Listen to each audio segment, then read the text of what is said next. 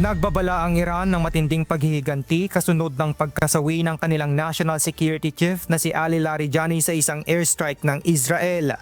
Agad na nagpakawala ng mga missile at drone ng Iran patungo sa Israel at mga target sa Gulf na ikinamatay ng ilang sibilyan at nagdulot ng pinsala sa iba't ibang lugar.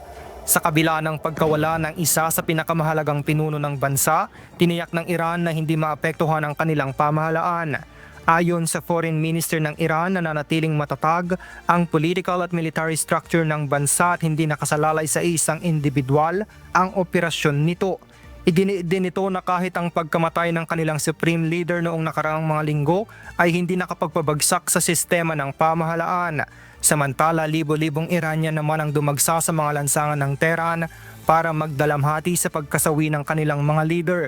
Nagsagawa ng funeral procession ng Iran kung saan makikita ang kabaong ng mga nasawing leader na nababalutan ng bandila ng Iran. Kasabay nito, patuloy ang palitan ng pag-atake sa pagitan ng Iran, Israel at Estados Unidos. Sa kabila ng pagkasawi ng matataas na leader ng Iran, nananatili ang matatag nitong paninindigan na ipagpatuloy ang laban at ipaghihiganti ang pagkamatay ng kanilang mga pinuno. James Hilario, humahataw sa Balita Ngayon.